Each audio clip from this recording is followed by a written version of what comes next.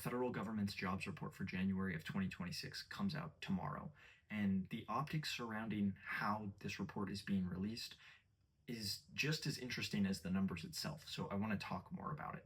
See, the report was actually delayed. It's officially coming out tomorrow, February 11th, but that wasn't the original plan. They spaced this out and gave themselves more time before releasing these numbers to the public. Now, for those who don't know, the Bureau of Labor Statistics releases a report on job growth and the number of jobs added to the market for every month of the year. This statistic gives us information on overall jobs added to the public and private sectors and gives us info on statistics like unemployment, wage growth, and overall indicators of how the US economy is doing.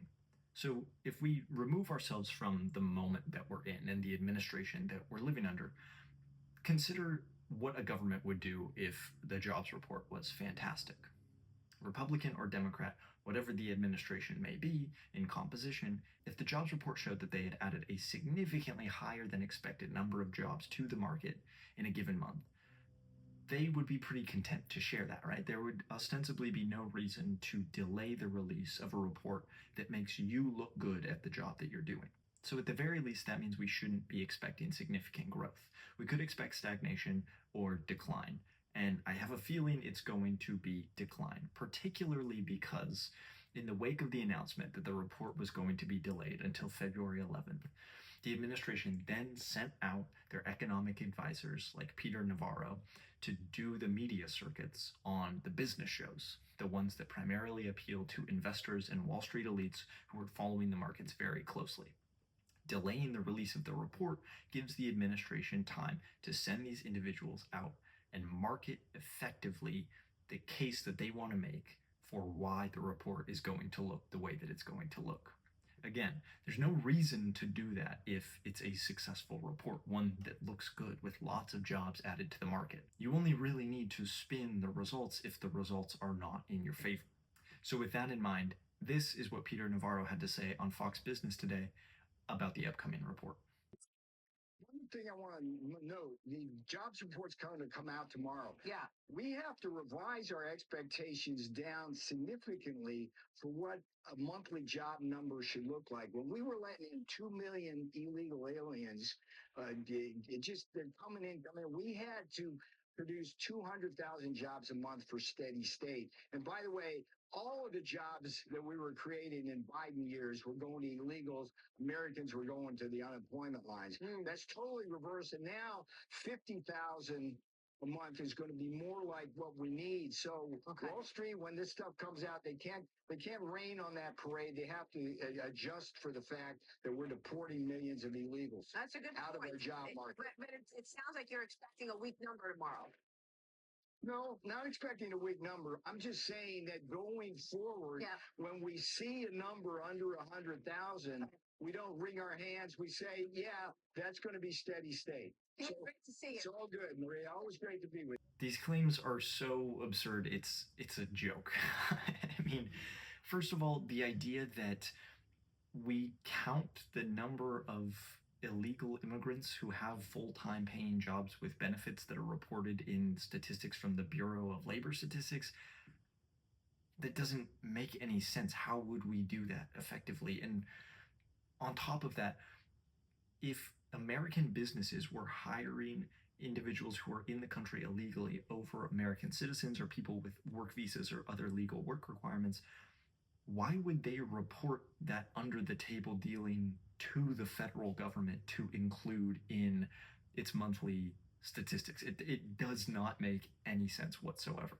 On top of that, even if we believe what he's saying, it still doesn't add up. If we are to believe that the administration has successfully deported a large amount of the immigrants who are in the country illegally, and that we have ceased all immigration effectively from the southern border and other foreign countries into the United States, why would that decrease the number of available jobs? Like, seriously, think about that again for a second. Probably the most effective issue that the Trump campaign ran on in 2024 was that immigrants were flooding the country illegally, that they were dangerous criminals, and that they were taking jobs that American citizens or people with other legal work requirements would otherwise have.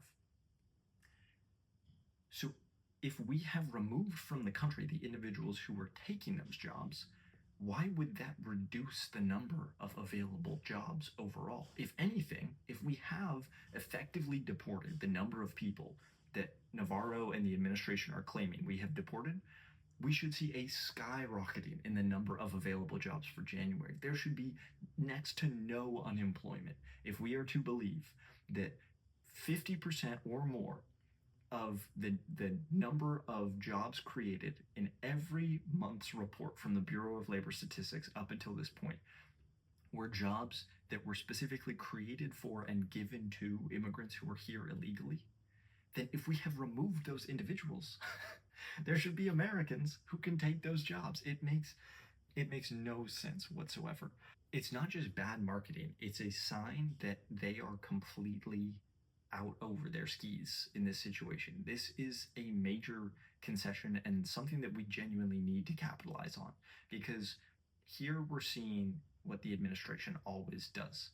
They're finding a scapegoat.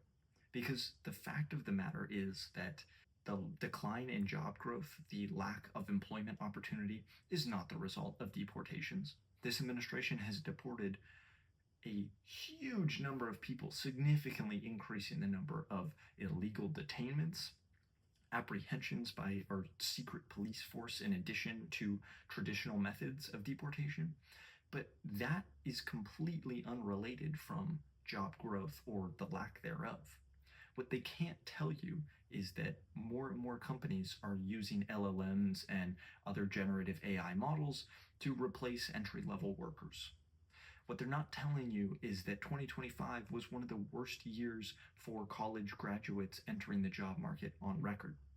What they're not telling you is that the instability caused in the global markets by the constant threat or lack thereof of tariffs is causing companies to not only increase prices, but also scale back expansion and therefore hiring, because they don't know what the markets are going to look like 3 to 4 months from now if America decides to put a 60 or 75% tariff on Canada out of the blue.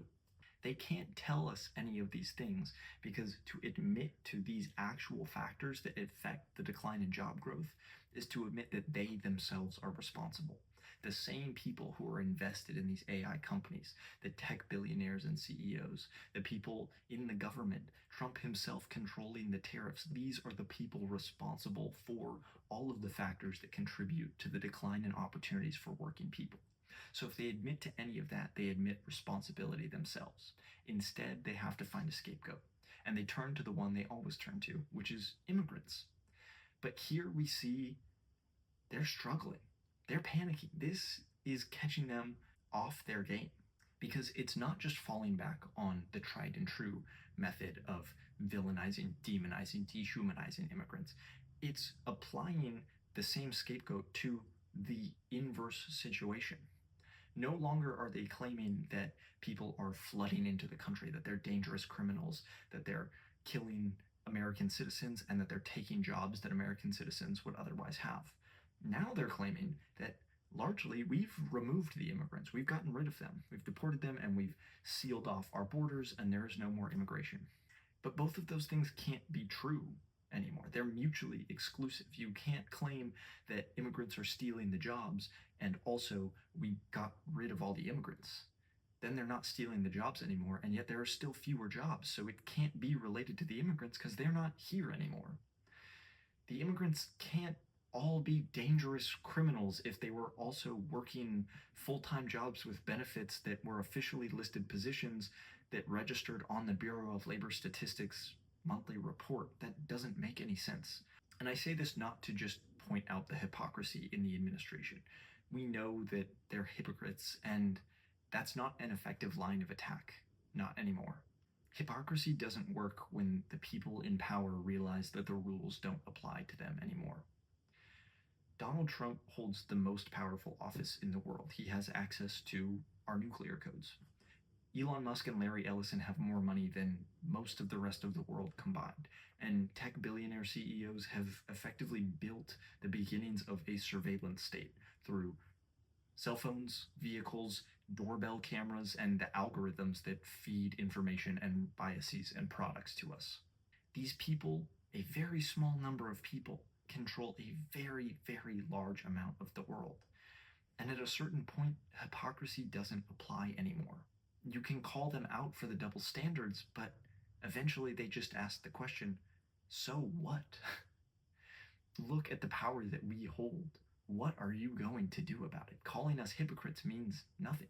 Whether they believe the things that they say or not, it doesn't matter. They could admit to being hypocrites, and that doesn't change anything. So, this line of attack, this concession, is not the administration finally crumbling, unfortunately. At least not yet. But it is a wedge into their base. Because there are a lot of things to be upset about. Whether it's ICE's rampant expansion and killing of American citizens and lawful observers, whether it's trivial decisions like renaming the Department of Defense or the Kennedy Center, any of these things, there are plenty of issues that you can get incensed about. But if you're an apolitical individual, somebody who's on the margins or not sure or doesn't have time to invest into understanding politics because you're living paycheck to paycheck, or you just simply don't want to get involved because you recognize the corruption of the system, those things don't really affect your daily life unless you are on the ground as a member of one of the communities directly impacted. But the one issue that does affect everybody on a daily basis is the economy.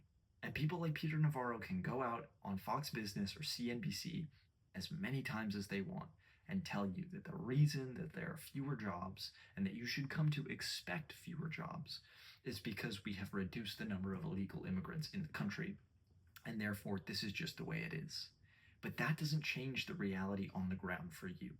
Fewer jobs means fewer jobs. Regardless of whatever bullshit answer the administration is giving as to why that's happening, that is what's happening. The worst economic year on record for hiring since 2003, outside of a recession. That is the reality of what is happening. You and I are feeling that. The administration is not. So I say this because I think that it's a way into the conversation with the people in your life who may still be on the fence, may still be believers in the administration or in the conservative project.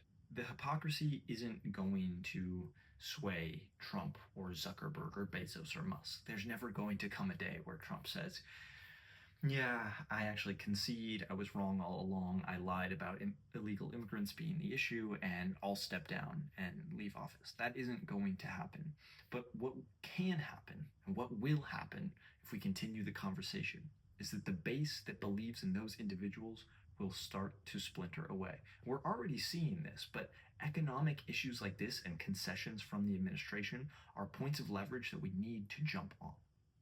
These are points where you can talk to the people in your life and say, removed from every other policy, simply looking at the economics of the world today and how rough the economy and the job market is for the average working American.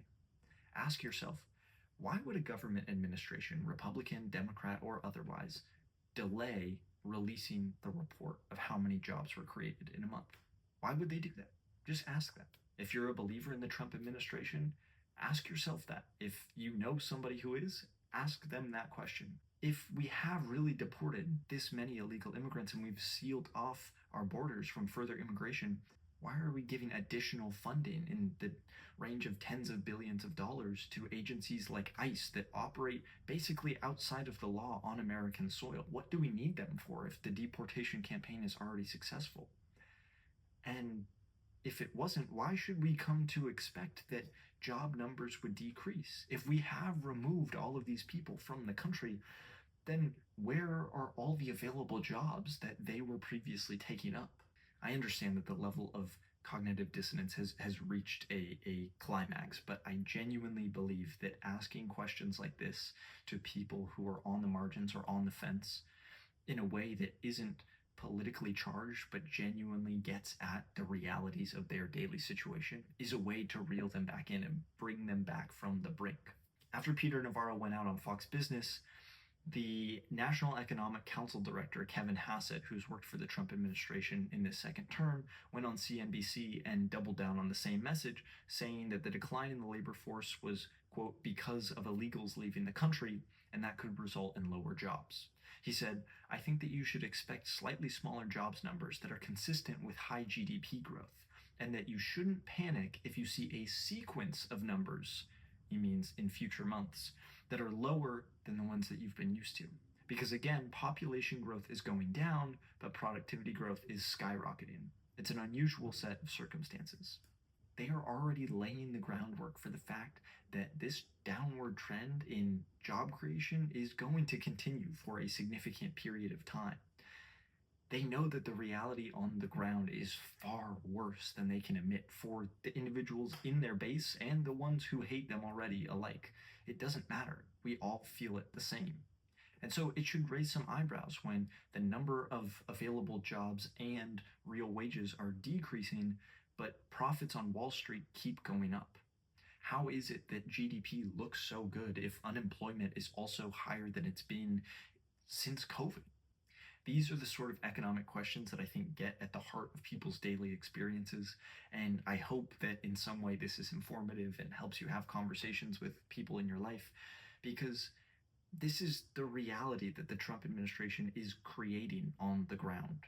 The complete boom in overhyped AI and the deportation of people who are here to work legally, in addition to these crazy threats of tariffs and unilaterally taking over other countries. It may all seem nebulous and hard to comprehend and too big picture or just not relevant, but that is creating the reality on the ground for you. There were not hundreds of thousands or millions of people taking up jobs that you otherwise could have had. Those jobs just didn't exist in the first place. Amazon is laying off tens of thousands of people, not because they were illegal immigrants, but because they don't need those individuals anymore in order to concentrate profits further. The less workers they have, the more money goes to the top. And the more that we let people get away with that while we continue to bicker about whether or not we should be letting people who just want to come here to work into the country, the faster we all fall. So yeah, that's that. The jobs report is going to come out tomorrow. It's probably going to be around 50,000. That's my estimate, but it could be worse than that. Yeah, we're just going to have to see where this goes. But keep having these conversations and call out this hypocrisy to the people in your lives when you see it happen, because this is one of the ways that you can break through to people and help them understand that this administration, these politicians, these billionaires do not have their best interest or any of our best interests at heart.